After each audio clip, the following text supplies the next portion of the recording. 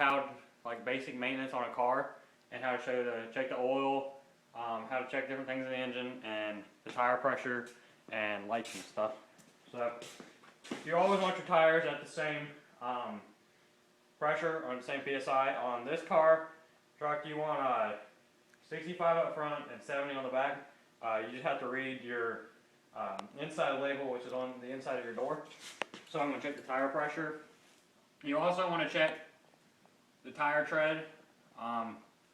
Usually you can do that with a penny, but you can tell the tires tread on this one pretty good. So that's at 64.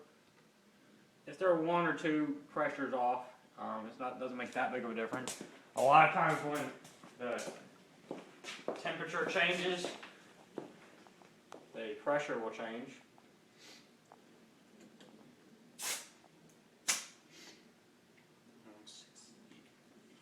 So that one's good. You got the back ones. Also, when you check the PSI on the tires, you want to make sure there's nothing puncturing it. If the tire pressure is really down, like for these, like if it was down in the 50s or 40s, I get really concerned thinking there might be something wrong with the tire. So this one needs a little bit of air in it. Go over here, this way.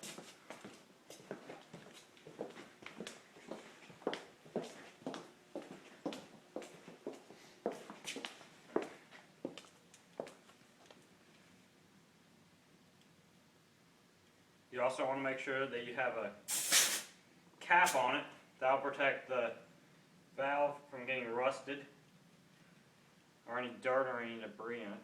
That one's a 70, so that one's good. Now I'm going to show basic maintenance on a car. So if you have your windshield wiper fluid, always good to check that, especially this time of year during the winter. Use it for ice and stuff when ice is on the windshield.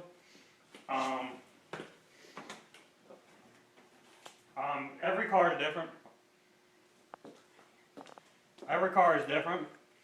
This one is where the oil dipstick is. So it's good to check it on a flat, even surface. So you want to pull it out. So some dipsticks are a bit longer than others. So you want to look on the dipstick. You can tell, maybe from that camera, that is full. You want to do it maybe a few times. It's good to let the engine cool too, so the engine oil is all the way down in. So one more time. Okay, yeah, it's doing, I have enough oil in there. So it's always good to check your oil after you change the oil too. So on gas cars, you do it about every 33,000 miles.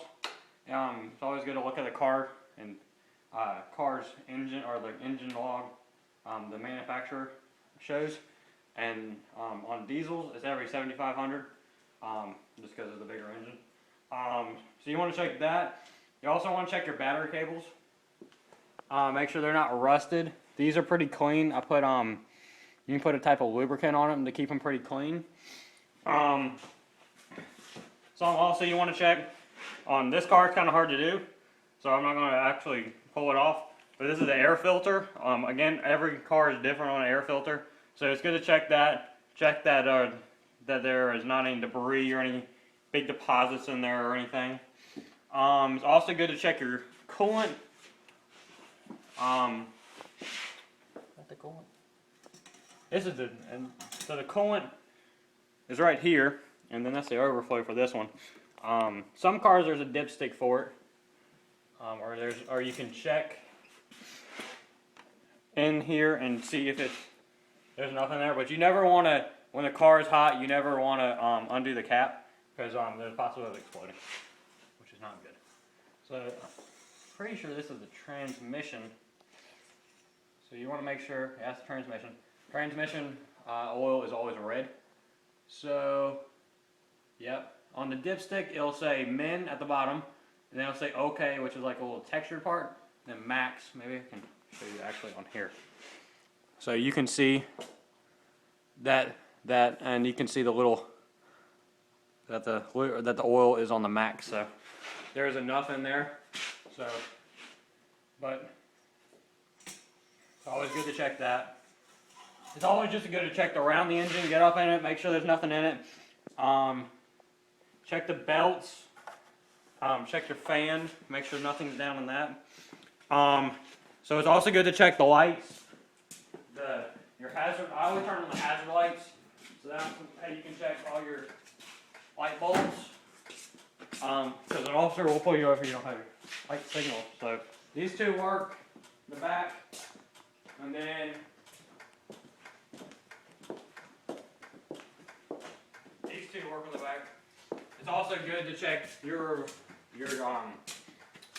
running lights, which are always on, which should always come on. Some come on automatically, some have to do it themselves.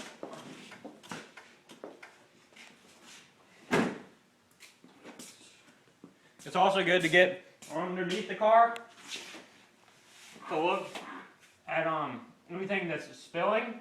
So you can tell a lot of times on the different, like on here, it's good to check. This is the front differential. Let me see that. So, well, you may not be able to see.